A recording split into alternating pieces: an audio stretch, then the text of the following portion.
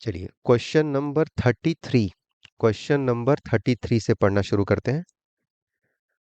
A new company set up by existing companies with a 5-year track record can issue share at a premium provided।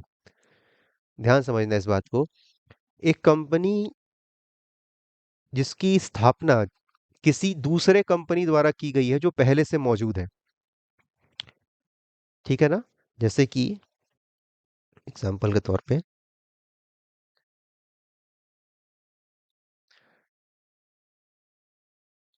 X limited company है जो कि एक existing company जो पहले से थी।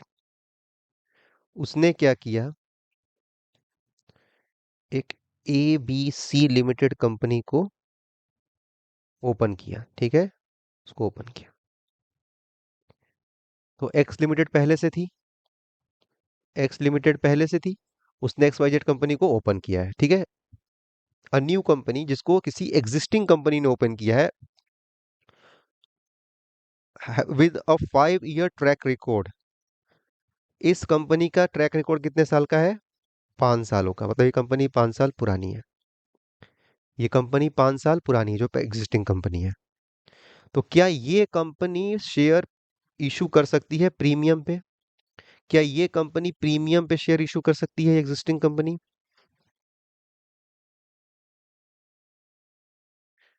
Provided participation, क्या नियम उसको फॉलो करने पड़ेंगे? Provide participation of the existing companies are not less than 50%। Existing company का पार्टिसिपेशन कितना होना चाहिए? 50% से कम नहीं होना चाहिए। यानी कि जो ये नई कंपनी है वो prospectus of option B prospectus containing justification for issue price. एक प्रोस्पेक्टस इशू करे, उस पर लिखा रहा है कि भैया हम इतना प्राइस क्यों ले रहे हैं, हम इतना प्राइस किस लिए चार्ज कर रहे हैं, हम क्या करेंगे इस पैसों का, इसके बारे में पता है। The issue price is made applicable to all new investor uniformly. और ये जो नए इन्वेस्टर आएंगे उनको भी इशू प्राइस क्या हो, सबको इक्वली मिले, या फिर ऑल ऑफ द अबव। फटाफट से बताइए। 33 क्या आंसर होगा? आप लोग का आंसर आ गया होगा। D is the correct answer. D is the correct answer. Clear हो गई यहां तक बात? 34 देखेंगे। A company can issue share at a discount. एक कंपनी डिस्काउंट पे शेयर इशू कर सकती है। कब? 1 year has been elapse, 1 year pass हो चुका है since the date at which company was allowed to commence business. यानी जब कंपनी को बिजनेस शुरू करने की बात, जिसको कंपनी को अलाउ किया गया था, उसका 1 साल बीत चुका है, क्या उसके बाद कंपनी शेयर को डिस्काउंट पे इशू कर सकती है? या फिर share issue at discount must belong to a class of share already issued. जो शेयर इशू करेगी डिस्काउंट पे वो वही शेयर होंगे जो पहले से इशू हो चुके हों। जो पहले से इशू हो चुके हों उन्हीं उन्हीं कैटेगरी के शेयर्स को दोबारा इशू करेंगे तो डिस्काउंट पे कर सकते हैं। क्या ये हो सकता है? या issue must take place within the 2 month. ये मंथ, ठीक है, ये मंथ है। 2 months after the date of sanction by the court. Court के द्वारा अगर आपने सैंक्शन लिया है तो जिस दिन कोर्ट का आपको ऑर्डर मिला है उसके 2 महीने के अंदर अंदर आपको इशू करना पड़ेगा, या ऑल ऑफ द अबव, या इनमें से सारे। क्या लग रहा है, आप बताइए फटाफट से इसका जवाब। कंपनी अपने शेयर डिस्काउंट पे कब इशू कर सकती है? कंपनी अपने शेयर डिस्काउंट पे कब इशू कर सकती है? चार आपके पास, तीन आपके सिचुएशन है, कौन सा सिचुएशन, या फिर तीनों। लास्ट ऑप्शन है वो कहता है कि तीनों ही सही है। 1 साल बीत चुका हो कंपनी को बिजनेस करते हुए, क्या ये है ऑप्शन ए। और जो ऑप्शन बी है वो कहता है कि जो शेयर आपने, कंपनी जो शेयर अभी डिस्काउंट पे इशू करने वाली है वही शेयर है जो पहले लोगों के पास थे, उसी कैटेगरी का शेयर है। या सी, कि जब कोर्ट से ऑर्डर मिला है शेयर डिस्काउंट पे इशू करने के लिए उसके 2 महीने के भीतर भीतर कंपनी ने इशू करना है। कौन सा ऑप्शन है? तीनों सही है या तीनों में से कोई एक सही है? जवाब दीजिए। कंपनी कब डिस्काउंट पे इशू कर सकती है, जरा इस पे बात करते हैं। यहाँ देखिए आपके लिए लिखा गया है, हालांकि क्लास में ये बताया गया था। Condition when a company can issue share at a discount. कौन सी कंडीशन है जब कंपनी एक शेयर को डिस्काउंट पे इशू कर सकती है? पहला है क्लास, कौन सी कैटेगरी के शेयर, क्लास मतलब यहाँ पे है कैटेगरी। कैटेगरी कौन सी है? The share company is planning to issue must be the same class of share that already been issue. जो शेयर्स कंपनी प्लान कर रही है कि हम डिस्काउंट पे इशू करेंगे, जो शेयर्स कंपनी ने सोचा है, जो प्लानिंग कर रही है कंपनी कि हम इन शेयरों को डिस्काउंट पे इशू करेंगे, ये वही शेयर होने चाहिए जो पहले से इशू हो चुके थे। कंपनी पहली बार तो इशू नहीं कर रही है, पहले भी इशू कर चुकी है शेयर, क्योंकि डिस्काउंट में पहली बार थोड़ी इशू करेगी। पहले जो शेयर इशू किया था इसने, नॉर्मल शेयर्स अपने, ये वही कैटेगरी के शेयर होने चाहिए जो कंपनी इशू कर चुकी थी पास्ट में।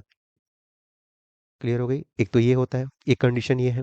दूसरा कंडीशन हो सकता है टाइम। 1 ईयर एट लीस्ट, कम से कम 1 साल after starting of business, company discount पे शेयर तभी इशू कर सकती है जब कंपनी के 1 साल, कम से कम 1 साल पूरे हो चुके हो बिजनेस करते हुए। बिजनेस में आए हुए, बिजनेस स्टार्ट किए हुए 1 साल पूरा हो गया हो, तभी कंपनी क्या कर सकती है? डिस्काउंट के शेयर इशू कर सकती है। तीसरा है मैक्सिमम डिस्काउंट कितना दे सकती है? 10% ऑफ द फेस वैल्यू, जो भी फेस वैल्यू है उसका 10% ही मैक्सिमम डिस्काउंट एक कंपनी दे सकती है। 10% ही मैक्सिमम डिस्काउंट कंपनी दे सकती है। चौथा है issue must be taken place between 2 months after the date sanction by the court. जो इशू होगा, जो डिस्काउंट पे कंपनी शेयर इशू करेगी, वो 2 महीने के अंदर अंदर हो जाना चाहिए। जिस दिन कोर्ट ने उसको ऑर्डर दिया है कि आप कर सकते हो, उसके 2 महीने के अंदर हो जाना चाहिए। ये चार चार सिचुएशन है आपके सामने। ये चार सिचुएशन है। आप क्वेश्चन में देखिए, ये तीनों ही तीनों मैच कर रहे होंगे, ये तीनों ही सिचुएशन मैच कर रही है। ऑप्शन कौन सा होगा? D. D is the correct answer. D is the correct answer. ये सारे जो सिचुएशन बताए गए हैं बिल्कुल सही है। क्लियर हो गई यहाँ तक बात? 35 पर आइए। Which of the following statement are incorrect, हमें गलत वाले को बताना है। पहला स्टेटमेंट आपके सामने, a company register in India issued only equity and preference share. एक कंपनी जो इंडिया में रजिस्टर हुई है वो केवल केवल इक्विटी शेयर इशू कर सकती है और प्रेफरेंस शेयर इशू कर सकती है। गलत वाला बताने हैं आपको, बी देख लीजिए। The preference share is the part of share capital which enjoy preferential right regarding the payment of capital and payment of dividend. Preference share वैसे शेयर होते हैं जिनको प्रेफरेंशियल प्राथमिकता मिलती है भाई, पहले इनको कुछ राइट्स मिलते हैं कि भाई जब हम कैपिटल का रीपे करेंगे तो इनको उसमें भी आगे रखा जाएगा, और डिविडेंड देंगे तो भी इनको आगे रखा जाएगा। किनके आगे? इक्विटी वालों के आगे रखा जाएगा। क्या ये बात सही है? बिल्कुल सही है। A public limited company can commence business as soon as it's incorporated। इस एक public limited company business start कर सकती है एकदम बिल्कुल तभी जब उसको क्या हो? इनकॉर्पोरेटेड हो जाए, जब ही वो बन जाए, इनकॉर्पोरेशन हो जाए, तो वो क्या कर सकती है? अपना बिजनेस शुरू कर सकती है। क्या स्टेटमेंट सही है या गलत है? डी इसका ऑप्शन, एक और ऑप्शन है, a private company can not commence business after getting the certificate of incorporation. एक private company can, a private company can commence business after getting the certification of incorporation. एक private company अपना business तभी start कर सकती है जब उसको certificate of incorporation, COI, certificate of incorporation मिल जाए, तभी अपना बिजनेस स्टार्ट कर सकती है। तो फटाफट से बताइए।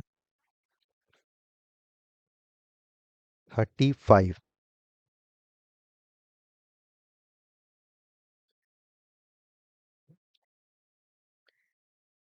क्या लग रहा है आपको? अच्छा एक बात बताओ यहाँ पे मुझे, ये जो सी ऑप्शन है, इसमें बोला गया है कि एक पब्लिक कंपनी अपना बिजनेस स्टार्ट कर सकती है जैसे ही वो बने। इनकॉर्पोरेट मतलब होता है बनना। क्या ये पॉसिबल है? और अगला ही ऑप्शन आपके सामने है कि एक जो प्राइवेट कंपनी है उसको क्या चाहिए? एक प्राइवेट कंपनी को क्या चाहिए? सर्टिफिकेट ऑफ इनकॉर्पोरेशन चाहिए। सर्टिफिकेट ऑफ इनकॉर्पोरेशन चाहिए किस लिए? बिजनेस स्टार्ट करने के लिए। तो प्राइवेट कंपनी को सर्टिफिकेट सर्टिफिकेट चाहिए, और पब्लिक कंपनी को पब्लिक कंपनी को नहीं चाहिए।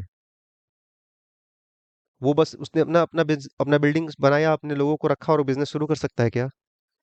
नहीं, गलत है ये statement. Option C is the right answer. अगर कंपनी के डिफॉल्ट करती है, याद रखना, अगर कंपनी डिफॉल्ट करती है किस चीज में, सर्टिफिकेट ऑफ इनकॉर्पोरेशन लेने में, तो डायरेक्टर्स, कंपनी के जो डायरेक्टर्स होंगे, उनको लगेगी पेनल्टी। पेनल्टी लगेगी कितना? 1000 रुपीज पर डे, या फिर मैक्सिमम 1 लाख। इतने की पेनल्टी लगेगी अगर कोई पब्लिक लिमिटेड कंपनी हो और उसने सर्टिफिकेट ऑफ इनकॉर्पोरेशन ना लिया हो और अपना बिजनेस स्टार्ट कर दिया हो। ये गलत स्टेटमेंट है, उसको सर्टिफिकेट ऑफ इनकॉर्पोरेशन लेना पड़ेगा, चाहे वो पब्लिक लिमिटेड कंपनी हो या प्राइवेट कंपनी हो।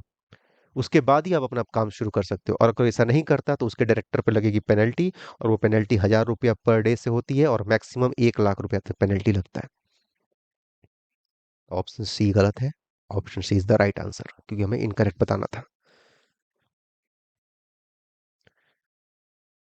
36 पढ़िए। In case of share underwriting commission, share का अंडर राइटिंग कमीशन कितना है? 2% है, 3% है, 5% है, नॉन?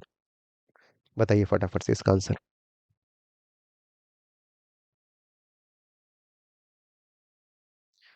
शेयर्स का होता है भाई 5%। C is the correct answer. Debenture का क्या अंडर राइटिंग कमीशन है? डिवेंचर का कितना है? सीधा उसका आधा कर लो। 2.5% इज द आंसर। ठीक है, 2.5 इज द आंसर। अगला सवाल पढ़िए। If a company wants to place share to broker, they should give a maximum dash as a brokerage commission. अगर अब कंपनी अपने शेयर ब्रोकर्स को देना चाहे, मिडिल मैन को देना चाहे, तो वो क्या करेगी? मैक्सिमम कितना ब्रोकरेज देगी? ब्रोकर्स क्या लेते हैं? ब्रोकर्स क्या लेते हैं? फीस लेते हैं। और उसके फीस का नाम क्या होता है? ब्रोकरेज। ब्रोकरेज, वही बात यहाँ लिखी गई है। ब्रोकरेज लेते हैं कमीशन के नाम पे। ब्रोकरेज कमीशन कितना देना होगा? मैक्सिमम पूछा गया, मैक्सिमम। मैक्सिमम कितना ले सकता है? मैक्सिमम कितना ले सकता है? अच्छा, करता क्या है ये ब्रोकर करता क्या होगा? पहली बात तो ये फैसिलिटेट ट्रेड करता होगा, मतलब आपके शेयर्स ट्रेड हो सके, लोग खरीद बेच सके, उसके लिए सुविधा देता होगा ये। और रेगुलेटरी रेगुलेटरी करता होगा। रेगुलेटरी कंप्लायंसेस मतलब समझते होंगे आप। रेगुलेटरी कंप्लायंस मतलब होता है भैया बहुत सारे पेपर वर्क करने पड़ेंगे, बहुत सारे पेपर वर्क करने पड़ेंगे, बहुत सारे कागज वगैरह आपको लगाने पड़ेंगे, वो सारा काम ये करता है। उसके बदले में क्या लेता है भैया? वो ब्रोकरेज कमीशन लेता है। तो कितना मैक्सिमम ले सकता है इन काम को करने के लिए? कितना मैक्सिमम वो ब्रोकरेज कमीशन ले सकता है? 3%, 2%, 1.5%, या कुछ भी नहीं लेता होगा? पहली बात तो कुछ भी तो नहीं हो सकता, डी तो गलत है। डी तो गलत है ना। 3% तो बहुत ज्यादा है। ठीक है, 1.5 is the correct answer. 1.5 is the correct answer. C is the correct answer. C is the correct answer. अगला सवाल है, profit and loss account shows the. Profit and loss account क्या दिखाता है? Total capital employed, profit and loss through the sale of the asset, profit earn by the business, या इनमें से कुछ भी नहीं? फटाफट से बताइए। 39 का आंसर बहुत ही आसान है, सी इज द करेक्ट आंसर। क्योंकि profit earn by the business कहाँ दिखाते हैं हम? प्रॉफिट एंड लॉस अकाउंट में। क्लियर हो गया यहाँ तक बात? कोई डिस्कशन की जरूरत नहीं है इस पे, बहुत ही इजी बेसिक सा सवाल था। क्वेश्चन नंबर 40 देखिए। फॉर अ कंपनी, एक ऐसी कंपनी जो रिटेन अर्निंग कहाँ रिप्रेजेंट करती है? For a company retain earning, ये रिटेन अर्निंग लिखा है। रिप्रेजेंट, रिटेन अर्निंग किसको बताता है? Contribution capital from shareholder, shareholder का पैसा होता है ये कंट्रीब्यूटेड किया हुआ, या प्रॉफिट होता है ये, profit retain by the company before tax paid to the government, या वो वैसा प्रॉफिट होता है जो कंपनी बचा के रखती है टैक्स देने से पहले, क्या उसको बोलते हो तुम रिटेन अर्निंग? या हम रिटेन रिटेन अर्निंग बोलते हैं net cash retain by the company before any payment to dividend to the shareholder. Shareholder को पैसा देने से पहले जो भी पैसा कंपनी बचा के रखती है उसको क्या बोलते हैं? रिटेन अर्निंग कैश, क्या उसको बोलते हैं? ऑप्शन सी है क्या, या option D, profit retain by company after payment of dividend and after any transfer to and from reserves? प्रॉफिट जो कंपनी के पास होता है डिविडेंड देने के बाद और रिजर्व में ट्रांसफर करने के बाद, क्या वो पैसा जो बच गया उसको हम बोलते हैं रिटेन अर्निंग? किसको बोलेंगे? 40 का आंसर बताइए आप लोग। रिटेन मतलब क्या होता है? रिटेन मतलब होता है बचा हुआ। बचा हुआ, नाम में ही बचा हुआ, क्या बचेगा? सब देने के बाद ही तो बचता है ना। आपने टैक्स दिया होगा, डिविडेंड दे दिया होगा, जनरल रिजर्व में पैसे ट्रांसफर कर दिए होंगे, कैपिटल रिडम्पशन में पैसे ट्रांसफर कर दिए होंगे, तो बचा उसी को तो रिडम्पशन रिडीम वो करोगे, रिटेन करोगे। ठीक है ना।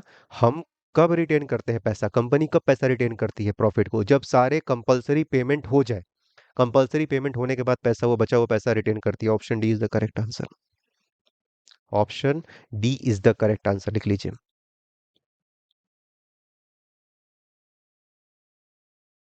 क्लियर हो गई यहाँ तक बात? 41 देखिए।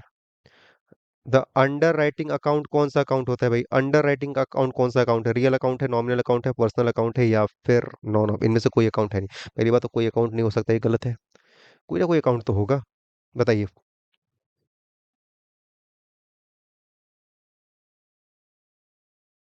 फटाफट से बताइए भाई। रियल है, नॉमिनल है, कौन सा अकाउंट है? Option is B, nominal account. क्योंकि क्योंकि जो अंडर राइटिंग करता है उसको बोलते हैं अंडर राइटर। ठीक है। इसको कंपनी क्या करती है? हायर करती है। तो एक तरह का क्या है ये? एक्सपेंस है। ठीक है। Nominal account is the correct, B is the correct answer. Clear हो गई यहाँ तक बात? अंडर राइटर कौन होता है भाई? अंडर राइटर ये गारंटी लेता है कि कंपनी, कंपनी को देखो, अंडर राइटर होता कौन है, आसान भाषा में समझना। अंडर राइटर वो व्यक्ति, मान लो कंपनी अपने शेयर लॉन्च करी, उसको डर लग रहा है क्योंकि मिनिमम सब्सक्रिप्शन तो यार 90% है। कंपनी सोच रही होगी कि यार अगर हमारे शेयर 90% लोगों ने नहीं खरीदे, हमारे शेयर 90% सब्सक्राइब नहीं हुए, तो हमें वापस लेने पड़ेंगे। इस बात का डर कंपनी को है। तो वो ढूंढती है एक ऐसा व्यक्ति जो ये आश्वासन दे, गारंटी दे, अंडर राइट ले। अंडर राइट का मतलब क्या होता है? जिम्मा लेना। वो जिम्मा लेता है कि कोई बात नहीं, जितना शेयर नहीं बिकेगा वो मैं ले लूंगा। तो कंपनी की प्रॉब्लम सॉल्व हो गई ना यहाँ पे। ये जो डर था कंपनी को वो तो हट गया। तो ये पर्सन क्या बोलता है? हम खरीद तो लेंगे बट हमें कुछ उसमें क्या चाहिए? फीस चाहिए, अंडर राइटिंग कमीशन चाहिए हमें। तो कमीशन कंपनी के लिए क्या है? एक्सपेंस है। और एक्सपेंस का अकाउंट कौन सा होता है? नॉमिनल अकाउंट होता है। एक्सपेंस का अकाउंट क्या होता है? नॉमिनल। कंपनी उसको हायर करती है तो कंपनी उसको एक्सपेंस देती है, उसका उसका मतलब वो कमीशन लेता है अपना अंडर राइटिंग का। अंडर राइटर अंडर राइटिंग का कमीशन लेता है भाई। कमीशन क्या है? एक्सपेंस है। Nominal account is the correct answer. 41 का आंसर है बी। All right. तो यहाँ तक हमारा 41 तक आपको समझ में आ गया होगा, एकदम क्लियर होगा। प्रैक्टिस करते रहिए इसकी। ओके।